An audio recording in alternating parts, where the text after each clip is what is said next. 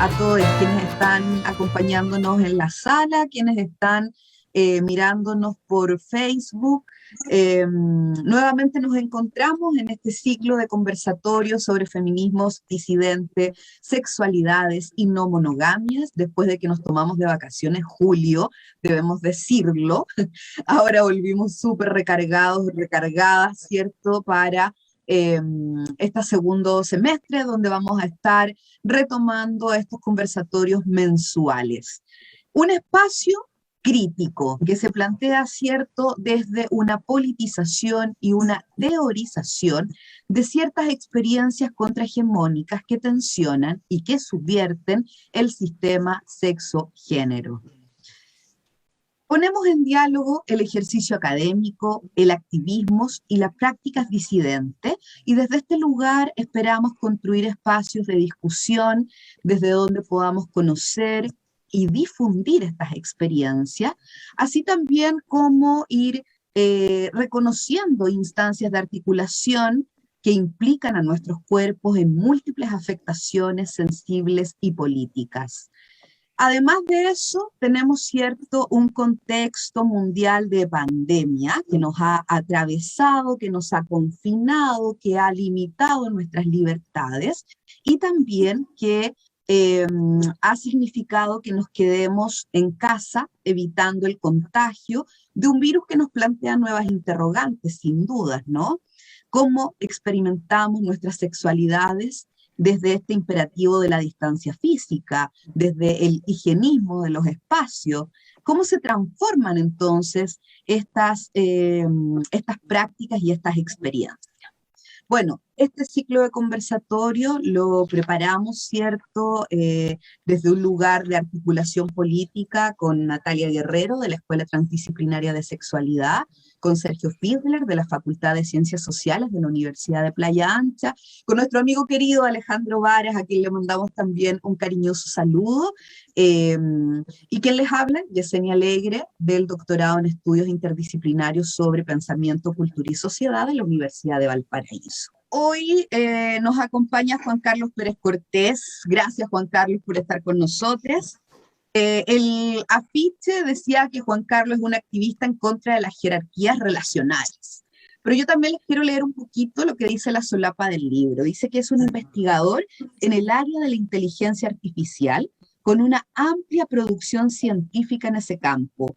Es profesor titular de la Universidad Politécnica de Valencia, fundador y director del Grupo de Investigación de Percepción, Reconocimiento, Aprendizaje e Inteligencia Artificial, y ha sido director científico del Instituto Universitario Mixto de Investigación, en el que se ha encuadrado su grupo durante una década.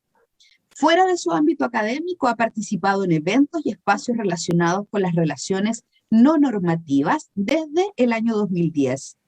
Es autor de las primeras traducciones al castellano del Manifiesto de la Anarquía Relacional y contribuye activamente a su difusión en diferentes espacios de debate.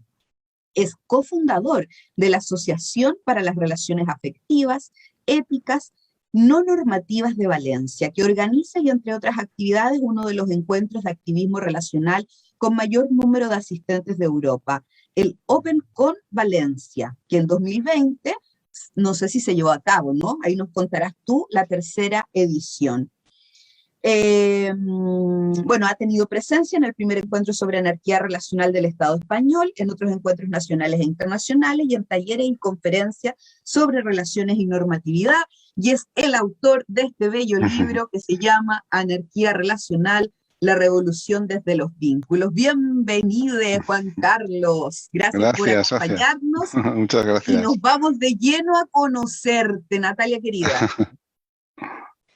Sí, muchas gracias, Juan Carlos, por estar a esta hora de la noche tan tardecito allá. Sé que eres un animal nocturno, pero de todas maneras, gracias por la voluntad. De esa manera más personas también te pueden escuchar aquí y ese es el sentido que tiene este ciclo de conversatorios. Así que gracias por colaborar con eso. Un placer, bueno, gracias a vosotras. Pues gracias, muchas gracias. Y queremos siempre partir este conversatorio que nos contaste que viste los anteriores, así es que ya lo sabes, con una dimensión más biográfica, y es por eso que queremos saber ¿Cómo es que tú te acercas en términos personales y políticos a este tema? Cuéntanos un poquito de ti con respecto a eso, porfis. Bueno, pues insisto, muchas gracias y enhorabuena por la organización de estos conversatorios y de esta tan interesante actividad, que es un poco también previa, ¿no?, del NMCI, que será el año que viene, que me encantaría estar ahí en Chile con todos vosotros. Bueno, es un poco la trayectoria vital, pues que te va llevando un poco a las cosas, ¿no? Desde el punto de vista personal, pues bueno, yo creo que es el relato que puedo aportar es un relato muy, muy habitual. Es la idea de sentirse de una manera, de alguna manera que no encajas, de sentir de alguna manera que no encajas en los patrones relacionales hegemónicos, en los patrones tradicionales, ir generando por tu cuenta una narrativa personal en ese sentido, pues rudimentaria, básica, personal, al final, sin apoyo epistémico más allá de tu propia exploración vital y de repente encontrarse con que hay otras personas que están pensando, que están recopilando pensamiento de décadas, de siglos casi, y lo están convirtiendo en una narrativa que ya no es personal, sino que es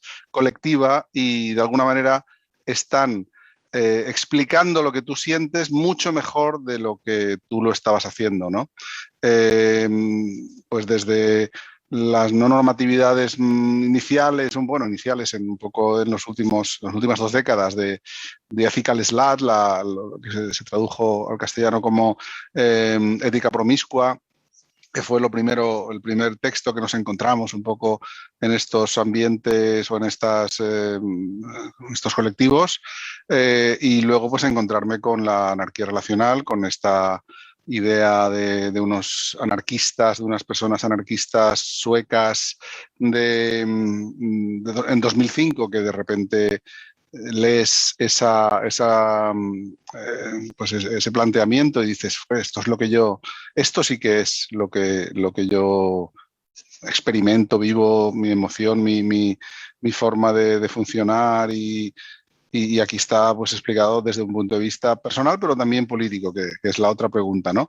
Desde el punto de vista político también coincide aquí en España el movimiento de los indignados, que aquí se concreta en el 15M, en los movimientos del 15 de mayo, y genera unas dinámicas que no se han clasificado, digamos, de una manera amplia como anarquistas, pero que son dinámicas de postanarquismo, o sea, de anarquismo contemporáneo, en definitiva, muy, muy, muy, muy marcadas por esa sospecha frente a la normatividad en el ámbito político, en el ámbito de organización social, que en el ámbito relacional es exactamente la plasmación de la anarquía relacional. Es decir, es muy, muy... Yo a veces pienso que el pensamiento anarquista de 2 siglos, el desarrollo de la teoría queer, de otras, y las luchas LGTBIQ+, todo este desarrollo teórico y vivencial de actividad, o sea, de activismo, perdón, cuando todo esto lo metes en una coctelera y lo agitas, necesariamente tenía que surgir algo parecido a la anarquía relacional, que es un planteamiento que coincide con muchos otros. Es decir, por otro lado, yo también lo que me he dado cuenta es que en estos años, en otros planteamientos que se llaman con otros nombres, que a lo mejor a mí me gustan menos por un tema puramente nominativo, puramente, digamos, gramatical o, bueno, morfológico, mejor dicho, como poliamor, no monogamias, etcétera, que, insisto, no me gusta por cómo, no me gustan como raíz de un movimiento, pues porque ya parten de una raíz morfológica muy muy concreta, que no es no es con la que yo me siento cómodo, pero que al final hemos llegado todos a la misma, a conclusiones muy parecidas. Estamos llegando a conclusiones muy parecidas y eso es una alegría grande porque eso significa que no estamos tan desencaminados, ¿no? Si encajan las cosas es porque tiene sentido. E insisto, y también tranquiliza mucho que haya ese origen de un pensamiento secular de siglos, que ese encaje sea tan con la teoría y con el activismo anarquista de tanto tiempo, pues me parece como tranquilizador e inspirador, ¿no?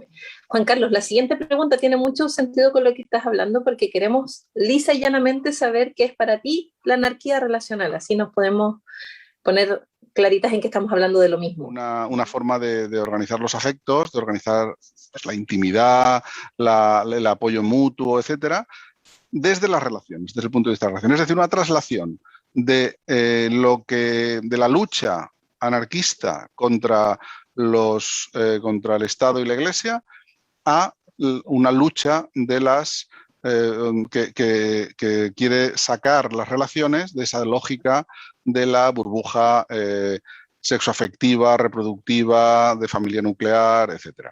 Eso desde el punto de vista político. Y desde el punto de vista personal, eso se concreta en la superación de un binarismo. Esto también encaja digamos, como decía antes, sale de la coctelera mezclado con conceptos muy desarrollados de forma muy interesante desde el punto de vista teórico y también activista, o sea, vivencial y experiencial por la teoría queer, de superar esa lógica del binarismo, que en la teoría queer es el binarismo de género, ¿no? Hombre-mujer, según naces y se te asigna un género,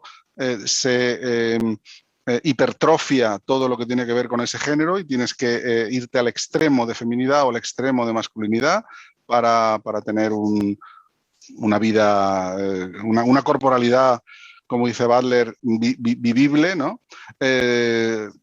Tienes que irte a esos extremos y por tanto se genera un binarismo, digamos, de hipertrofia. Pues en las relaciones, digamos, pasa lo mismo a nivel personal, como digo, pasa lo mismo, hay una hipertrofia cuando hay una relación sexoafectiva, se acaba hipertrofiando a la pareja heteronormativa, reproductiva, que al final genera la burbuja que decía antes, y si hay una amistad, o sea, hay una relación que no se considera romántica, de pareja, como se quiera llamar,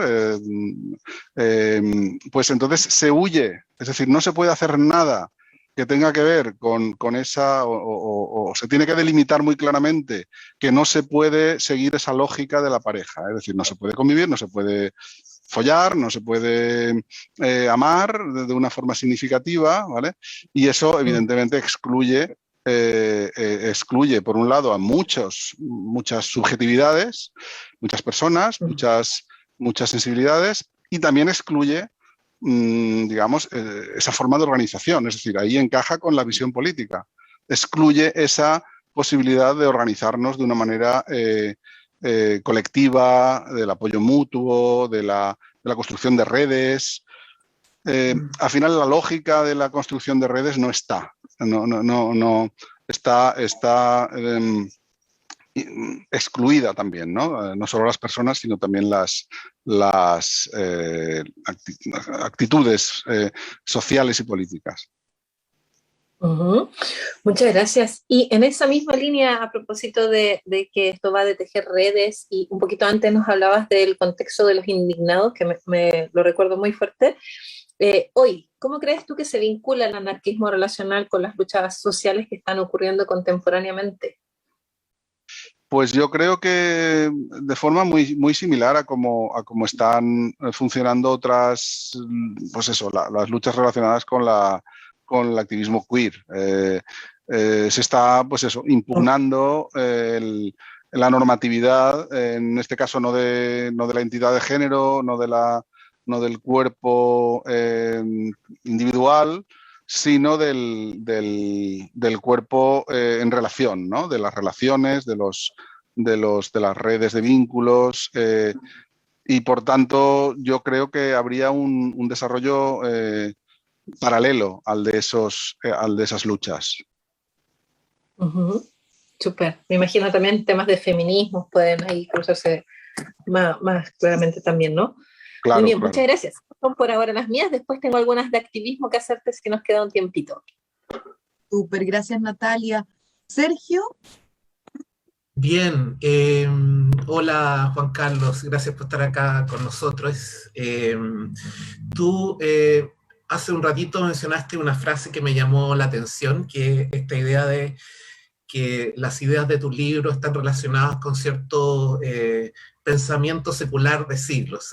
Me quedó dando vuelta una imagen grande en relación a eso y está un poco conectada con la pregunta que quiero hacer.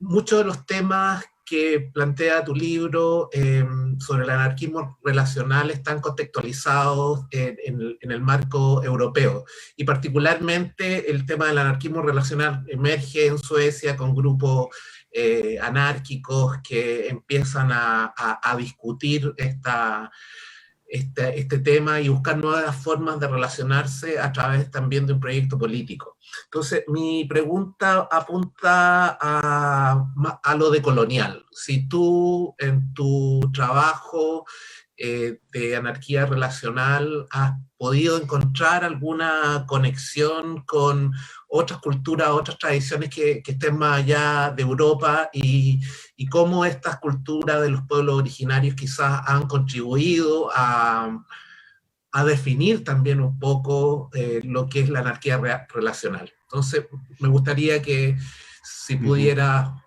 desarrollar algo esa idea. Sí, sí, claro. Gracias, Sergio. ¿Qué tal? Pues sí, es que es de raíz, la conexión es de raíz, porque la normatividad, que es la cuestión que se impugna, contra la que se trabaja, la normatividad es blanca, es europea, es masculina, no es pobre, y tiene todas las características del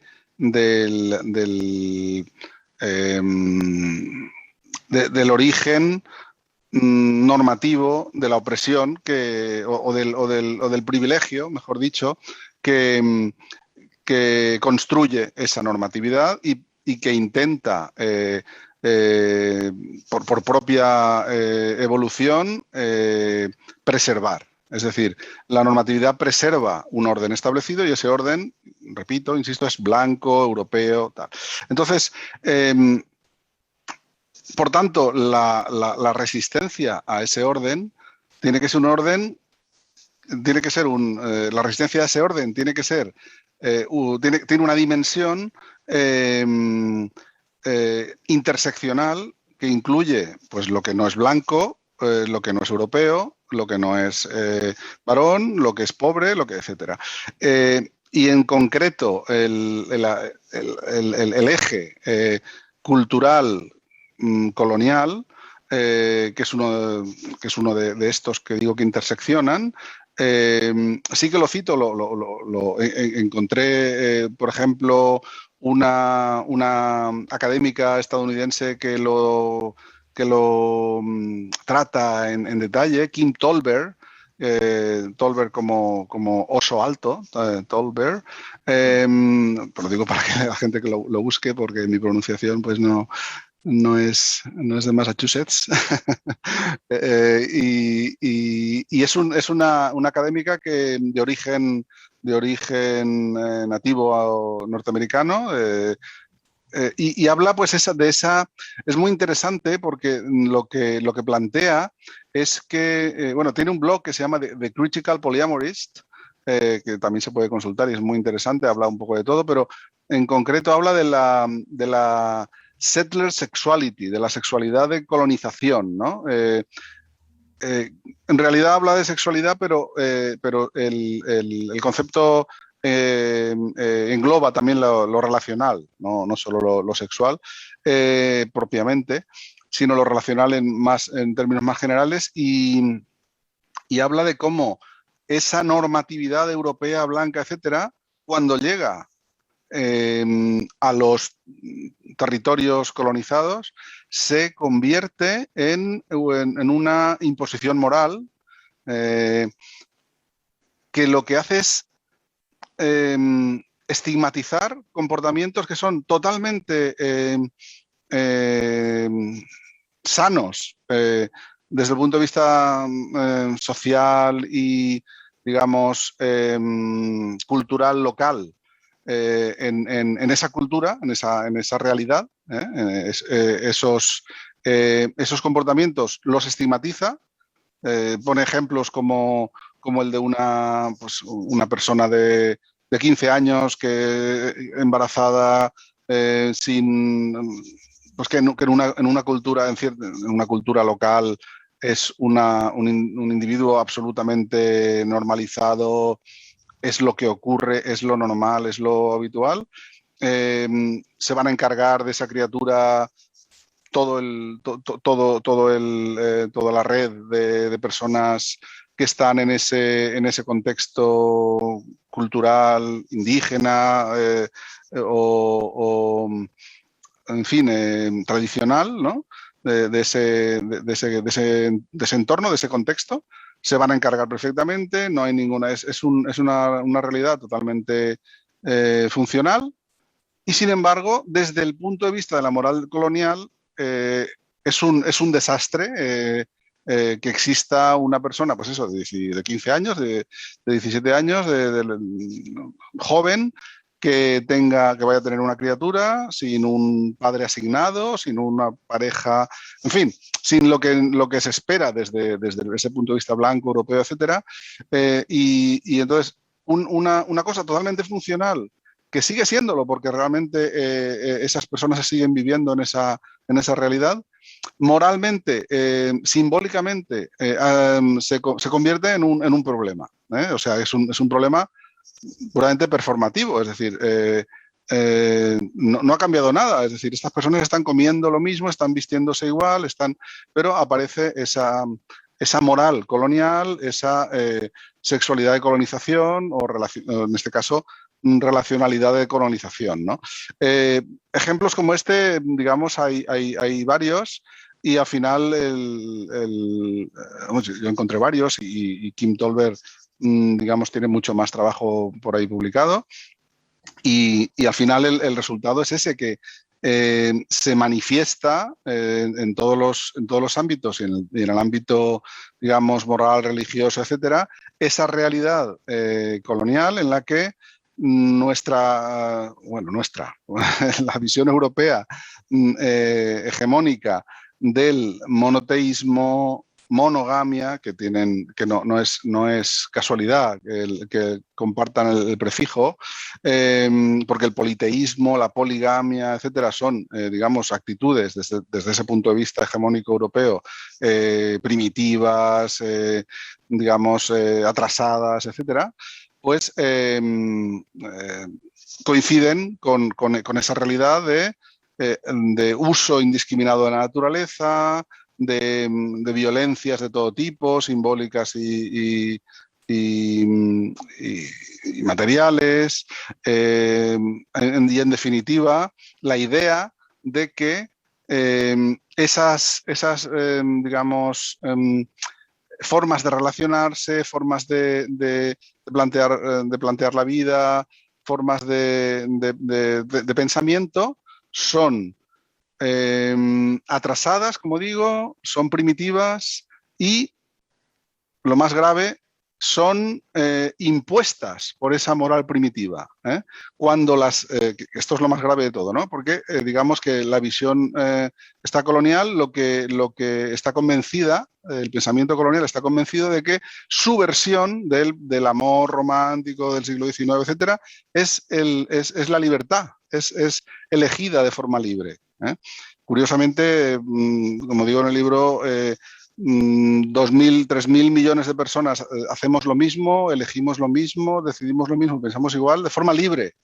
Es curioso, ¿no? Que todos hayamos llegado a la misma conclusión desde la libertad absoluta, ¿no? Que al final el problema es esa naturalización. No solo colonizo, oprimo, etcétera, sino que además estoy convencido de que lo hago, digamos, exportando o facilitando a esas personas que tenían su forma de vivir, exportándoles la libertad.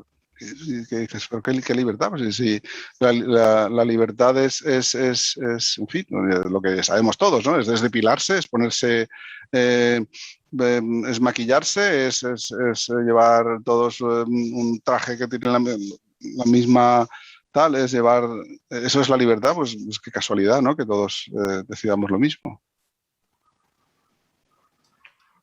Gracias, Juan Carlos. La siguiente pregunta va precisamente apuntando hacia el tema de la libertad, porque una gran problematización que ha emergido en ya casi los últimos 2 años está profundamente relacionado con la no monogamia, las relaciones no convencionales en relación o en el contexto de la pandemia y el confinamiento, y las pérdidas de libertades que esas situaciones han involucrado y cómo han afectado a los individuos, a las personas, hombres y mujeres, trans, que quieren vivir de otra forma, ¿no?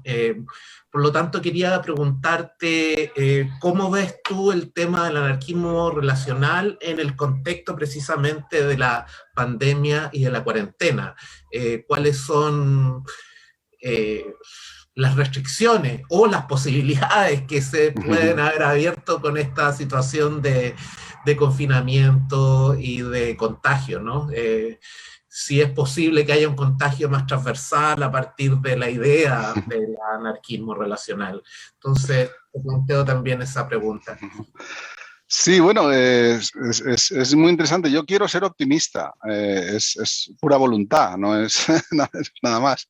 Quiero ser optimista y pensar que efectivamente, en una primera instancia, en un corto plazo, que es evidente porque estamos viéndolo, claro, la anarquía relacional, digamos, lo que critica, como decía hace un momento, es la normatividad, ¿no? La normalización, toda esta idea de Foucault de que el poder ya no reside en los palacios, ya no reside en los ejércitos, o no solo, pero el poder de verdad no reside ya en esas instancias del Estado, de la Iglesia, etcétera, sino que reside en cómo nos vigilamos entre nosotros, en esa microfísica del poder, ¿no? En esa forma que tenemos de vigilarnos, de controlarnos y de normativizarnos, ¿no? De normarnos. Entonces, en una situación de estrés, en este caso estrés pandémico, estrés social, estrés sanitario al final, ¿no?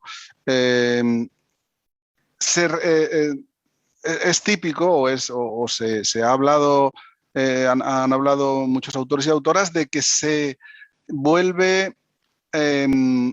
recurre a lo conocido, se recurre a lo normalizado de una forma todavía más intensa que en situación, digamos, exploratoria, más abierta, en la que no hay ese miedo, ese estrés, ¿no? Por tanto, a corto plazo encaja con lo previsible que haya una vuelta, un retroceso, una concentración de la sensibilidad alrededor de lo conocido, de lo hegemónico, de lo normado. Y por tanto, en ese sentido, lo que habría sería más dificultad para explorar la no normatividad, que ya tiene su dificultad sin estrés de ningún tipo. Es decir, yo siempre digo que ser normal tiene muchísimas ventajas, entre comillas. Es decir, estar en el mainstream, estar en la corriente central del río es lo mejor que se puede tener si realmente te sientes bien ahí. Otra cosa es que que poca gente en realidad, cuando miramos alrededor, está feliz, está contenta y está a gusto, ¿no? En el ámbito de las relaciones, que es lo que nos ocupa, ¿no? Entonces, si en un estado, digamos, normal, donde se te permite explorar, te permites explorar, ya no es fácil, en un estado de estrés pandémico, sanitario, social, etcétera, pues mucho más. Pero, esto sería a corto plazo, pero a largo plazo, y es donde yo quiero ser optimista y me empeño en serlo, aunque no tenga ni idea de si tengo razón o no, pero vamos a intentar que la profecía se cumpla, ¿no? Yo creo que a largo plazo esto nos está demostrando hasta qué punto nos necesitamos unas a otras, unos a otros. Hasta qué punto no podemos, no somos seres independientes, individuales, no podemos, y las burbujas, pues sí, nos concentramos, como se dice, nos confinamos, ¿no? Nos confinamos en los domicilios, tal, pero no podemos estar ahí, es decir, necesitamos el resto, ¿no? Necesitamos que el resto estén contribuyendo, que estén colaborando, ¿no? Estén vacunándose, estén cuidándose, estén poniéndose la mascarilla, estén trabajando en su momento en esos trabajos esenciales que de repente nos dimos cuenta que eran casi todos, ¿no? Joder, pues es que si dejas de fabricar no sé qué cosa extraña y tal, ya no se pueden hacer tuberías y las tuberías no se pueden reparar el agua tal y nos quedamos sin agua todos. Es decir, que de repente era esencial todo, ¿no? Es que todo, es que es esencial esa realidad interdependiente. Es decir, no podemos vivir, y cada vez menos, ¿no? Nunca hemos podido los seres humanos vivir aislados, pero cada vez nos damos más cuenta de que es así. Es decir, que a largo plazo, pues seguramente habrá, espero yo, que haya una evolución, al menos epistémica, ¿no? Aunque no sea en términos prácticos, no sé en qué se traducirá, pero una evolución en el sentido, ¿no? En el sentido de la convicción interna de que al final tenemos que hacer red, porque hay unas dependencias, y esas dependencias al final, si se convierten en una realidad más íntima, pues llegamos al pensamiento de la anarquía relacional, llegamos al convencimiento de que todas las relaciones que vivimos cotidianamente tienen un valor muy alto, porque la anarquía relacional, y esto quiero dejarlo muy claro, lo que hace es igualar las relaciones al alza, no a la baja. Es decir, no convierte las relaciones sexoafectivas, románticas y tal, de toda la vida, de pareja, de mi santa esposa, mi señor, mi marido, mi tal, no las convierte, no las disuelve para convertirlas en meras amistades, sino que eleva el nivel de las amistades o de las conexiones humanas, las eleva todas a un nivel de máxima, de máxima jerarquía, o mejor dicho, cuando desaparece la jerarquía, ya no tenemos unas cosas encima de otras, porque no todas están al mismo nivel, pero tiene que ser al máximo nivel, no al mínimo nivel. Por eso digo que cuando tenemos esa conciencia de que la conexión es necesaria, todas las relaciones acaban siendo importantes, valiosas, el respeto, el cuidado, los cuidados, que es una cosa que ha estado de moda estos años de forma muy importante, quiero decir que de moda, pero en el mejor sentido de la palabra, ¿no? Que se ha hablado sobre ello. Es también un aspecto básico del anarquismo durante 200 años, quiero decir, el apoyo que se llamaba apoyo mutuo en el siglo XIX y ahora se llama cuidados, ¿vale? Pero es lo mismo. Se trata de en el siglo XIX se hablaba de dar en función de cuánto se tiene y recibir en función de cuánto se necesita. Y esto es cuidado, no es otra cosa, ¿no? Entonces, soy optimista en ese sentido, o quiero ser optimista en ese sentido, por lo menos a nivel de conciencia profunda del de esa red que necesitamos construir y darle valor a todas las relaciones sin quitársela ninguna. Muchas gracias, Juan Carlos. Juan Carlos, wow, he anotado un montón de preguntas.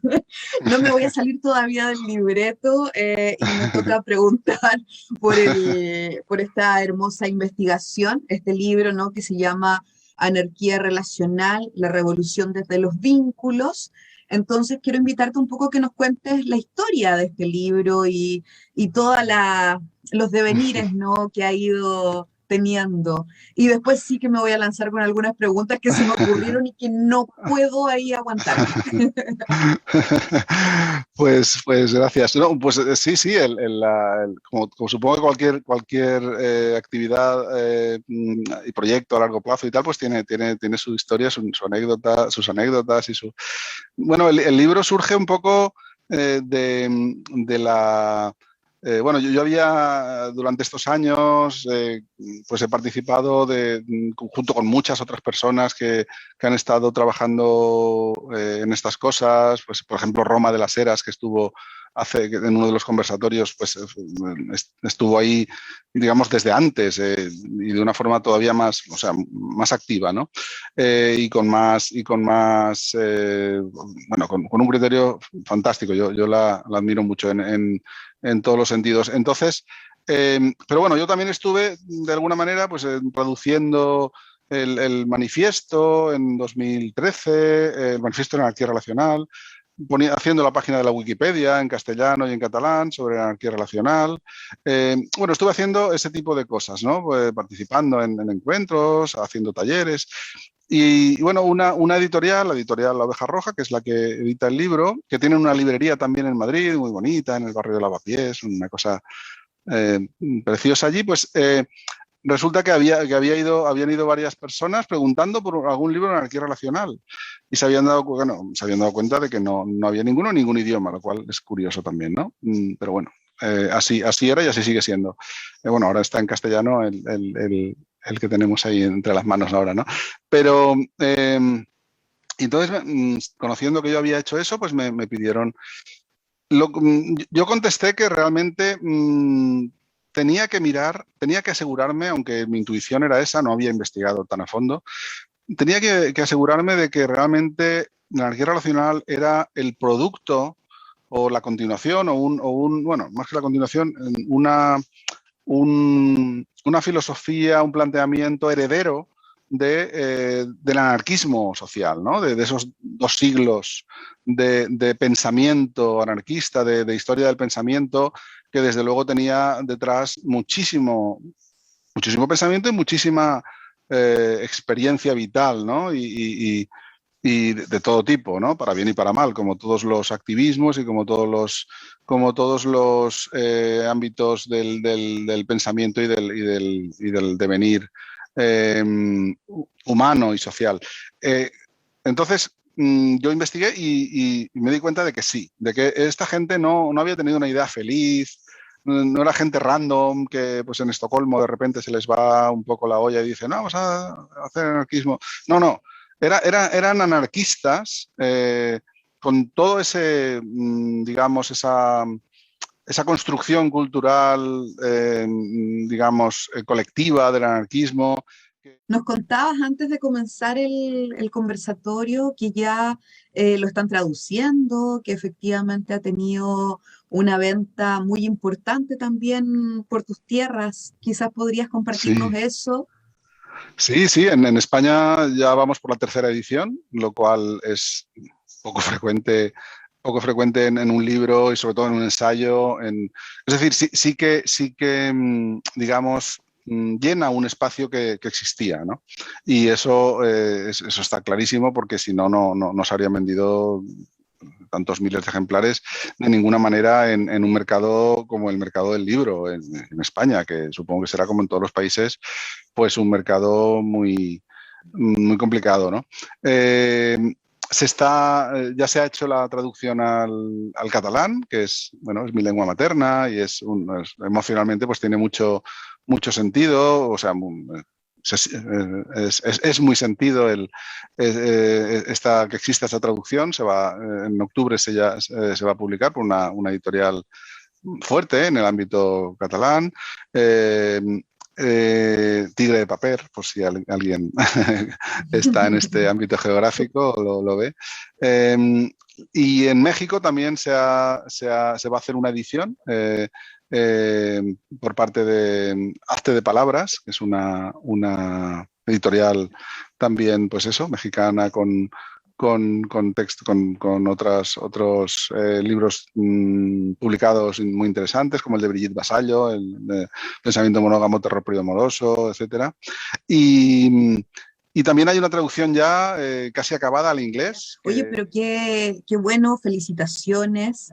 Acá en Chile, contarles que estamos ahí con Natalia, ¿cierto? Buscando alguna librería. Así es que si hay aquí alguien que le interese, nos puede escribir. Estamos buscando alguna librería que pueda interesarse en traer algunos ejemplares, que se comunique, digamos, con la editorial y que podamos tener pronto algunos ejemplares de La anarquía relacional también a la venta acá en Chile, porque no está. Y lo que conversábamos también, y este es otro debate, pero los costos de acceder a un libro que no está en Chile, ¿cierto? Son altísimos y por lo tanto no es muy democrática la posibilidad de acceder a ellos. Así que mil gracias y me voy a tomar 4 minutos antes de abrir el plenario porque la verdad es que me surgieron 2 preguntas y te las voy a lanzar las 2 para alcanzar. La primera tiene que ver, y me interesa, ¿no? Necesariamente preguntarte cómo dialoga la anarquía relacional con el feminismo. Hablaste de teoría queer, hablaste de teoría anarca, ¿no? Hablaste de los activismos, pero en particular me imagino que en todo este trayecto y también por el trabajo que has hecho con Roma y por tus implicancias no activistas, ha habido un diálogo con los feminismos. Entonces, ¿qué pasa ahí, no? ¿Cómo dialogan? ¿Qué puntos de encuentro y qué puntos de fricción y qué puntos de tensión, ¿no? Emergen con los feminismos? Esa es una pregunta. Y la segunda es sobre la pareja. Fíjate que a propósito de Vassallo, ¿no? y de su libro y del poliamor, Vassallo habla de que el poliamor viene a cuestionar, ¿no? También la lógica de la jerarquía de la pareja monógama, así como también la exclusividad sexual y el cómo se ubica, ¿cierto?, esta jerarquía y esta exclusividad sexual como los hitos relevantes de la matriz heterosexista. Entonces, desde ese lugar, ¿cómo la anarquía relacional también, cómo observa, cómo dialoga, cómo genera ahí o cómo comprende las lógicas de pareja? Pues bueno, respecto al feminismo está claro, es decir, la propia pues, Andy Norgren, etcétera, estas personas plantean la anarquía relacional como un planteamiento feminista desde la base, es decir, cualquier otra interpretación está absolutamente fuera de cualquier posibilidad. Es decir, de hecho en los espacios no normativos siempre decimos este no es un espacio donde el feminismo se pueda discutir. Es decir, si se quiere hablar de feminismo es fuera de aquí se da por aceptado, y si no, aquí no hay lugar. ¿Por qué? Pues es evidente que una opresión como el patriarcado, o sea, el patriarcado es el esquema de opresión, el heteropatriarcado y su idea de la pareja o de la familia, nuclear reproductiva como esquema de control, como dispositivo de control de la sociedad, y en particular a través del control sexual y reproductivo de las mujeres, es el eje normativo más potente y por tanto si no se impugna, pues es que estamos, en fin, no tiene ningún sentido, es el eje de impugnación más central. Luego además, cuando estamos hablando de relaciones, los ejes de poder, los ejes de poder y dominación, cuando ese poder se concreta de una manera específica, constante, continua y potente, ese eje de dominación es clave en la opresión de las mujeres por parte de los hombres, ¿no?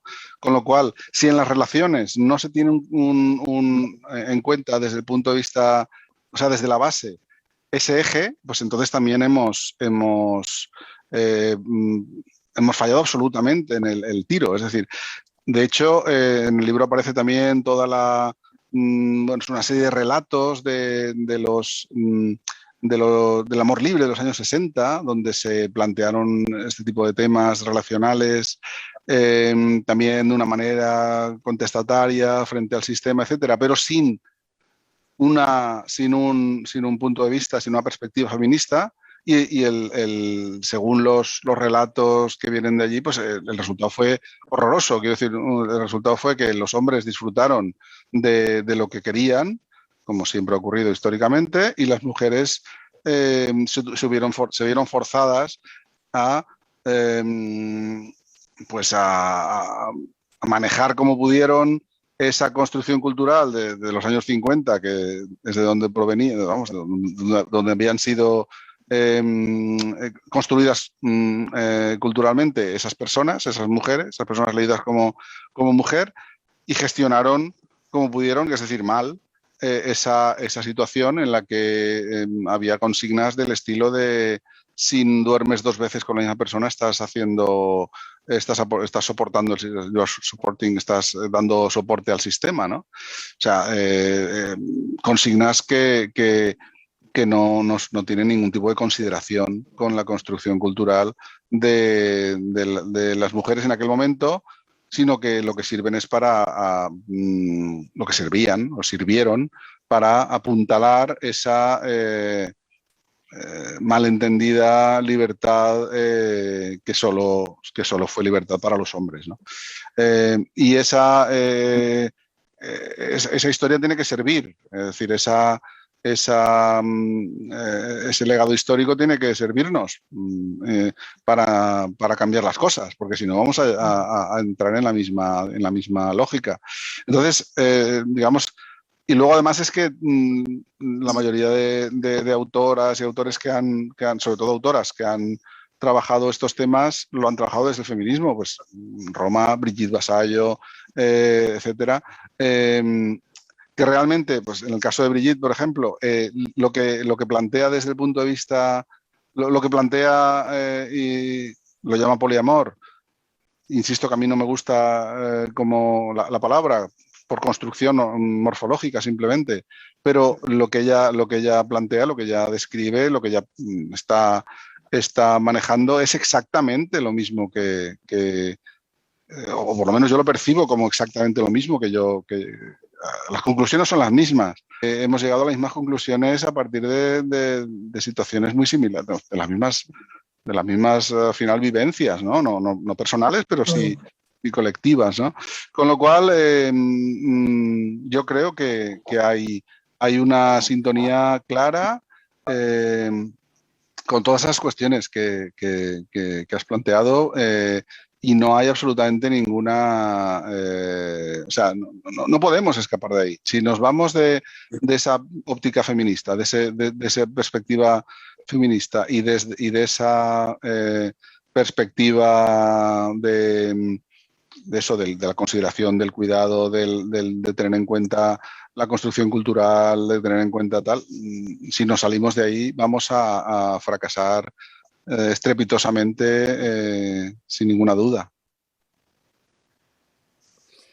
Genial, quizás ahí cabe súper bien, creo que ahí se engancha súper bien la pregunta sobre el activismo. Perdóname que me robe un minutito del público. Juan Carlos, en ese sentido, también está Agustina aquí, la Paula, que son las personas que en Santiago están haciendo harto articulación de personas en relación al poliamor.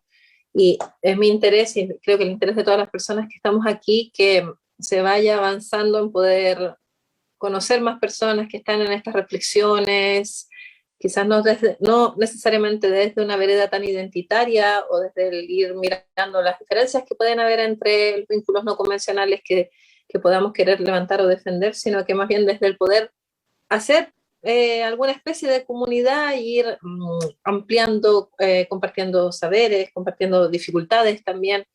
Entonces yo sé, y es una de las cosas que más me interesa del trabajo que has levantado en España y que sé que también ha sucedido en otras partes de Europa, sé que se organizan eventos formales, menos formales, que en el libro tú hablas de eso también, eventos más académicos o de distintas disciplinas, como lo que queremos que también sea la cuarta conferencia aquí en Chile, y es donde nos conocimos también, ¿no? Como un encuentro no solo académico, pero en aulas de universidad, algo así donde vamos a aprender de las grandes teorías y ojalá también otras cosas.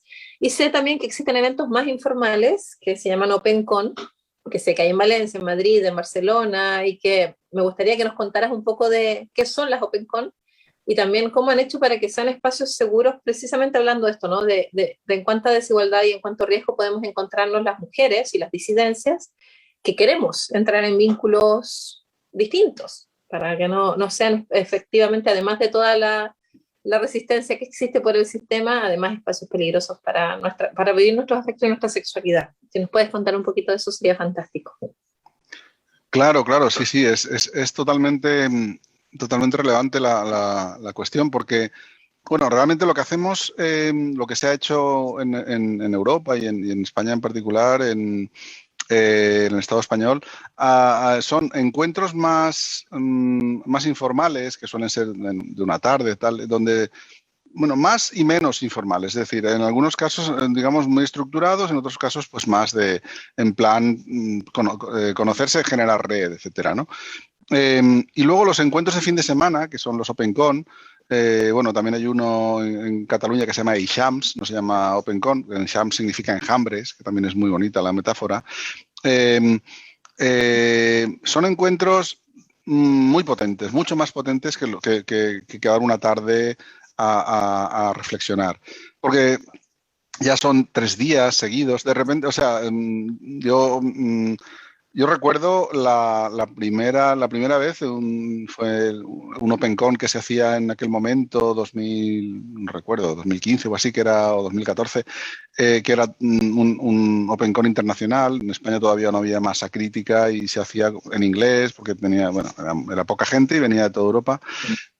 La primera vez que vas a un encuentro de este tipo es una cosa brutal, es decir, emocionalmente es una bomba, quiero decir, de repente estar 3 días rodeado de gente a la que no le tienes que decir lo raro que eres, no le tienes que explicar que no encajas, no le tienes que explicar que eres un bicho extraño y que no me aplastes con el pie, que no soy una araña venenosa. La sensación de estar compartiendo con 40, 50, 60 personas. En el caso del OpenCon Valencia llegamos a 101 personas. Sin esa sensación, o sea, con la sensación de estar en un entorno donde todo el mundo te entiende y donde nadie te juzga, etcétera, es brutal. Porque la dimensión es distinta. Es decir, es todo un espacio, es un fin de semana entero, donde mires encuentras personas que están en esa misma exploración. Y eso es realmente muy, muy, muy fuerte, muy potente. En cuanto a cómo se organizan, son espacios además muy autogestionados, es decir, que, como decía antes, hay una cadena de prácticas y de reflexiones y de pensamientos que proviene del mismo origen, del origen del anarquismo. En este caso sería postanarquismo, un poco lo que algunos autores y autoras mencionan como postanarquismo, porque son eventos en los que no hay un programa. El programa lo crea la gente que va, las personas que van. Es decir, nosotros ponemos en la pared un mantel de estos blancos de papel, ponemos los espacios, los horarios, se facilita pues, desayuno, horarios de desayuno, comida, tal, bueno, en fin, un par de cositas. Suele haber un taller fijo el primer día o tal, dedicado al consentimiento, a experimentar el consentimiento con el cuerpo, no solo a decir, hay que decir que el consentimiento tiene que ser procesual, tiene que ser explícito, todo lo que ya sabemos que tiene que ser. No, vamos a vivirlo, vamos a poner límites y que los superen, ¿no? Y que los sobrepasen, que los traspasen y ver el cuerpo cómo reacciona a eso. En fin, talleres un poco vivenciales de consentimiento. Eso se suele hacer en casi todos los espacios, digamos, como fijo. Ese es el único evento de fijo. El resto, en ese mantel que decía, con espacios y horarios, cada persona propone un taller, luego la gente puede ir, o puede ir más gente, puede ir menos. Normalmente a la persona que lo propone se le llama dinamizador, porque ni siquiera organiza, ni cuenta, ni explica, simplemente le da vida, pero la vida le facilita, facilitador, dinamizador, o dinamizadora, facilitadora. Y todo eso, al final, pues funciona de esa manera. El taller de consentimiento que comentaba, junto con toda una serie de prevenciones, de alertas, también suele haber como un punto especial para donde se puede contactar con la gente que organiza todo el evento para hablar de posibles peligros, posibles comportamientos conflictivos, etcétera. O sea, hay un poco las herramientas, pero sobre todo ha habido también una evolución en cuanto al principio hablábamos siempre, esto es un espacio seguro. Tiene que ser un espacio seguro porque aquí se mueven las emociones, aquí estamos hablando de cosas muy íntimas como la forma de relacionarnos, aquí nos estamos exponiendo, estamos rompiendo formas de funcionar que son hegemónicas y por tanto que tenemos interiorizadas y las estamos cambiando por otras que no. En fin, que aquí se están trabajando cosas muy delicadas, ¿no? Y entonces planteábamos, por tanto, esto ha de ser un espacio seguro, es un espacio seguro, vamos a hacerlo tal. Eso ha cambiado un poco porque nos hemos dado cuenta de que decir que esto es un espacio seguro es un error. No hay espacios seguros. No es verdad. Es falso. Esto no es nunca, ni esto, ni nada, un espacio seguro.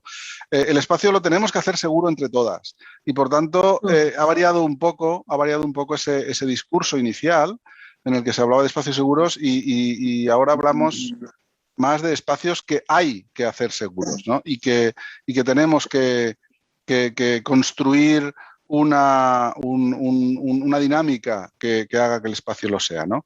Y ahí es donde ha variado más en los últimos años el discurso, pero el resto es, insisto, un planteamiento muy postanarquista y muy interesante y emocionalmente muy potente, que yo os recomiendo que intentéis y que es complicado porque hay que montar, legalmente es complicado, hay que montar una asociación porque si no, no puedes manejar ese dinero, porque un fin de semana ya no es lo mismo que quedar en un bar una tarde.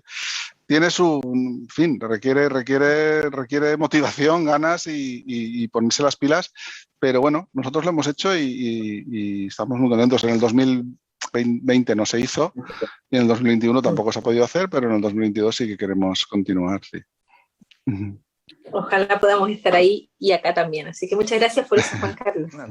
Pero lo que encuentro bueno y que se hayan gestionado son estos espacios que comentabas allá en España, porque son, yo creo, las instancias, cómo podemos ir apuntando a finalmente compartir esos cuidados, ese apoyo mutuo que se da, porque es lo más bonito que nosotros hemos visto acá en la comunidad, al menos en Chile, que se da eso, que desde el buenos días al buenas noches hasta que sabes que necesito a alguien que me escuche y saltan ahí. Lamentablemente por la virtualidad se van limitando los cuidados, pero los que nos permiten la virtualidad es lo más lindo. Yo creo que eso es lo que más me motiva a seguir en esto, la imagen de mundo que tiene entre nosotros. Entonces ahí finalmente mi pregunta era si también era como esa colectividad finalmente como una visión de mundo, o simplemente es como algo ya más anexo a las relaciones en sí. Sí, pues sí, gracias por suscitar. La cuestión es que realmente, como decía, todos los espacios que parten de la idea de la no monogamia, pues un poco están transitando, nos estamos dando cuenta un poco de que efectivamente estamos impugnando el modelo normativo, de alguna forma, y eso es lo que une estos planteamientos. Y lo que pasa es que tanto no monogamia como poli, de poliamor, digamos, centran desde las primeras dos sílabas, centran todo el discurso y todo el foco, ponen todo el foco en el número. Luego realmente, como digo, esto se va matizando y no es tanto así, pero claro, quien llega de entrada se encuentra con una palabra que empieza por poli o que empieza por no mono. Es decir, que significa varios o no uno, que es varios, es lo mismo. Entonces, poner el foco en el número no funciona. No funciona porque si estamos criticando la normatividad, si estamos, por lo menos desde la anarquía relacional, se está criticando el hecho de poner a una persona en un pedestal y que el resto estén jerárquicamente a otro nivel, poner a 2 o poner a 3 o poner a 4, lo único que hace es complicar las cosas.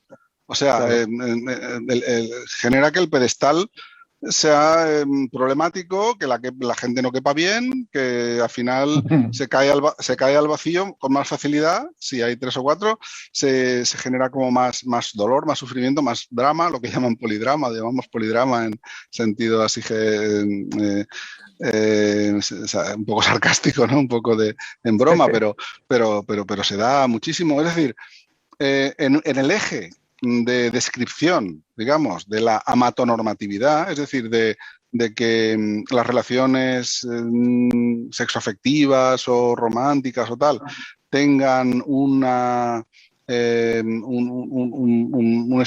valor estamental, un valor jerárquico mayor que el resto, el poliamor, digamos, y la anarquía relacional son lo contrario.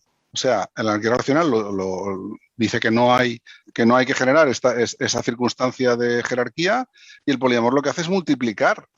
El poliamor entendido de forma original, ¿no? Claro, siguiendo al pie de la letra la morfología del término, ¿no? O no monogamia, que es lo mismo. O sea, no mono o poli. Multiplicas una situación que la anarquía relacional problematiza o impugna o critica. Por tanto, en ese eje son lo contrario. Esto a veces resulta curioso, ¿no? Dice, ¿cómo es posible que sea lo contrario? Sí, si nos basamos en ese eje, sí. Si nos basamos en el eje de que nos estamos enfrentando a un sistema hegemónico que es el mismo, claro, ahí sí que tiene mucho que ver, claro, porque estás enfrentándote al mismo enemigo y eso une mucho, ¿no? Muchas veces se dice esto también así como en broma, ¿no? Que si dime quién es tu enemigo y si es el mismo que el mío, pues es que somos amigos, ¿no? Pues es un poco, y bueno, y también el origen, ¿no? El origen de todo. Pero ya Andy North en el 2005, fíjate que aquí estamos 15 años después y estamos todavía en pañales, ya decía, y en el libro aparece, ya criticaba esa idea de tener varias relaciones a la vez, porque al final, si tú no jerarquizas, si tú no pones unas relaciones encima de otras, no tiene sentido la pregunta ¿cuántas relaciones tienes? O sea, si a mí me preguntan cuántas relaciones tengo, yo no puedo contestar a esa pregunta, porque ¿qué son relaciones? Tengo miles o tengo, según qué quieras decir con relación, o no tengo ninguna o tengo miles o tengo, o sea, si no tienes si no pones ese cuño de legitimidad, de denominación de origen, ¿no? Como el vino, como la tal, a las relaciones para hacerlas especiales o para hacerlas significativas frente al resto que no lo son, entonces no puedes contarlas. Si no puedes contarlas, no tiene sentido hablar de poli ni de no mono. O sea, no tiene absolutamente ningún sentido. Por tanto, al final es una diferencia morfológica, es una cuestión de... Pero es muy importante porque la gente que llega a estas ideas, a este pensamiento, a estas reflexiones, llega con un nombre. Es como si tú vas a una tienda y pides tomates, claro, y en realidad buscas patatas. Pues es que el problema es que si dices tomates, te van a mostrar tomates y te van a mostrar 5 tipos de tomates distintos, pero todo van a ser tomates, no te van a enseñar patatas. Entonces, es importante, bueno, esto es una forma muy rudimentaria de hablar de la performatividad, ¿no? Que estás diciendo no mono, estás diciendo no mono, y eso se va a plasmar en las prácticas. Y al final las prácticas de la gente que... Bueno, en la experiencia un poco local es que la gente que llega se monta unos líos que tremendos. O sea, es una cosa terrorífica, es peor que el mundo hegemónico. O sea, tienen las mismas expectativas, los mismos mandatos, los mismos tal, multiplicados por 5. O sea, es imposible hacerte responsable de la felicidad de 5 personas. Y esperar que todo vaya bien. Y no, igual potente la conversa, porque el vivir relaciones no convencionales, alternativas, o como queramos llamarlas, claro, no tiene que ver tanto con el número, sino que tiene que ver con la calidad de los cuidados que he hablado. Y la simetría y la reciprocidad que debería existir en las relaciones, ¿no? Entonces, eso me voló un poco la cabeza lo que planteó Juan Carlos, porque no siento que lo he pensado en otros temas, pero justo en este tema no lo había pensado tanto. Que no tiene que ver con lo cuantitativo, sino que tiene que ver con lo cualitativo, ¿no? Entonces, claro. Y además has hablado de reciprocidad, y eso es una de las muchas cosas que resultan necesariamente alteradas cuando se entra en esta dinámica, cuando se entra en este marco. La reciprocidad, cuando estamos hablando de una red y no estamos hablando de relaciones significativas y no significativas, poderosas y no poderosas, con autoridad unas respecto a otras, etcétera, la reciprocidad, por ejemplo, es una de las cosas que cambia mucho. Pasa a ser, o idealmente, pasaría a ser reciprocidad indirecta. Es decir, cuando tú construyes una red y de acuerdo a la idea original de apoyo mutuo, etcétera, cada persona aporta lo que sabe y recibe lo que necesita. Eso quiere decir que cuando tú cuidas a alguien desde el punto de vista, no sé, que le llevas un caldito para cenar, no estás condicionando a esa persona para que sea ella la que te traiga el caldito para cenar cuando estás tú malo, cuando estás tú resfriado, cuando estás con fiebre. Lo que esperas es que esa red te traiga el caldito, alguien de esa red. Seguramente pues el que esté más cerca o el que esté ese día con posibilidad. Es decir, no esperas que la reciprocidad provenga de la otra persona, sino de la red. Es decir, de esa forma se evita esa situación que comentaba de hacerte responsable de la felicidad de otra persona o de varias personas. Es algo que se escapa a lo humano, no es posible. Entonces, cuando se convierte en red, digamos, cuando la idea de cuidados y de reciprocidad se convierte en rizoma, en red, cambian muchísimas cosas. Una de ellas, como digo, estaba diciendo, la reciprocidad, pero muchas otras. O sea, cambias el marco de pensamiento. Qué interesante. Sí, yo quería acotar a ello que leyendo un poco y recordando, la verdad es que yo me leí parte del libro cuando nos llegó hace harto tiempo atrás, pero hoy día estuve husmeando mis subrayados y qué sé yo, las notas, y algo que acabas de señalar que tiene que ver con la colectivización de los afectos y un poco lo que Sergio también hablaba, ¿no? De la politización también de esto. Rescato, que tiene que ver también con la herencia feminista de lo personal es político. Entonces, claro, si bien